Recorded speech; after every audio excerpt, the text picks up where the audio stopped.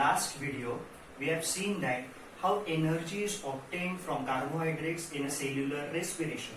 Now, in today's video, we are going to see how energy is obtained from proteins and lipids. Now, what proteins are? Proteins are the macromolecules. What macromolecules means? Macro means large molecules of amino acids. Just like carbohydrates, excess of carbohydrates are stored in liver, muscles in the form of glycogen, but excess of proteins are not stored in our body, but they are eliminated from our body. Now let us see how the energy production takes place from proteins. So when proteins are consumed by any organism, first of all, these proteins after digestion gets converted into amino acids. These amino acids are transported via blood. Blood is the transporting agent. So these amino acids are transported via blood to different organs. Now these organs produce whatever necessary proteins for them from these amino acids. This can be seen in the diagram to the right hand side of the board. Now let us turn towards lipids. Lipids means fats. So we'll see how energy production occurs through lipids. Now what lipids are that I already told you. Lipids are fats, and these fats are the substances produced by a special chemical bond between fatty acids and alcohol. So fatty acids and alcohol bound together by a chemical bond and lipids are formed. So after digestion of lipids, what happens that we'll see. So lipids break down into fatty acids and alcohol after digestion. These fatty acids gets distributed to every body parts. Every body part uses these fatty acids for various purposes. For example, phospholipids are used for the production of plasma membrane, whereas some other fatty acids are also used for the production of hormones like progesterone, estrogen, etc. Unlike proteins, proteins are not stored in the body, but excess of lipids are stored in adipose tissues, that means thick connective tissues.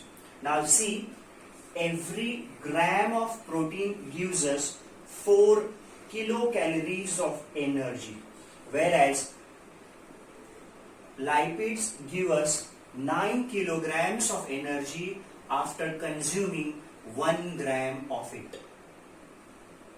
Now we'll see vitamins and digestion of vitamins. Let us start with what exactly vitamins are. Vitamins are vital amines. These are most important amines. That is why they are known as vital amines. It's a group of heterogeneous compounds. Types of vitamins are A, B, C, D, E and K. So there are 6 types of vitamins. Out of these 6 types of vitamin B and vitamin C, they are water soluble vitamins, whereas vitamin A, D, E, K, these starred vitamins are fat soluble vitamins. That means they dissolve in fat only.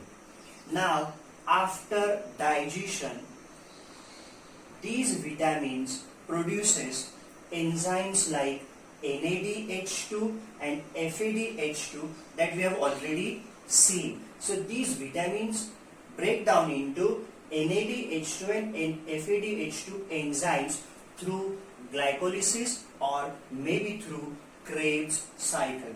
Here are Vitamin B is not one vitamin, it's a complex vitamin. Vitamin B1, B2, B3, B5, B6, B7, etc. So vitamin B2 produces FADH2. Vitamin B2 is nothing but riboflavin, and vitamin vitamin B5, which is nicotinamide, produces NADH2. The next nutrient from our diet is water. Water is the essential nutrient.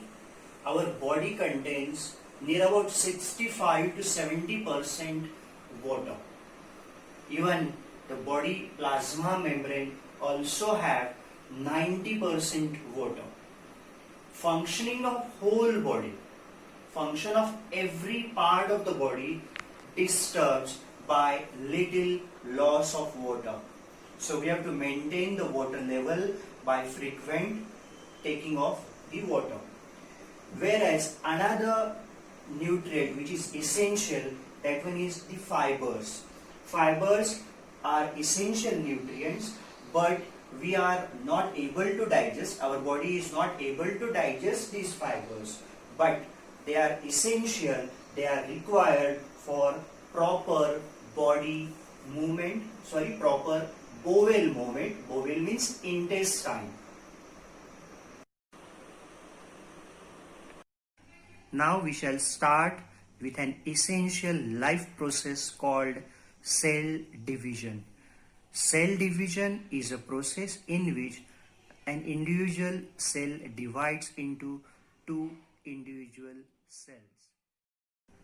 There are two types of cell division. They are mitosis and meiosis. Mitosis occurs in somatic cells and stem cells, whereas meiosis occurs in germ cells or reproductive cells. There are two stages in mitosis, first type of cell division.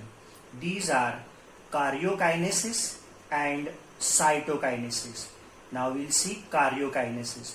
Karyokinesis means nuclear division, in which nucleus gets divided, whereas in cytokinesis cytoplasm gets divided, so it is called as cytoplasmic division. Karyokinesis takes place in four phases which are given in the diagram. These are prophase, metaphase, anaphase and telophase. In cytokinesis, cytoplasm divides and two new cells are formed.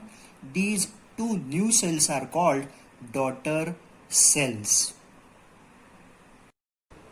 Meiosis is completed through two stages.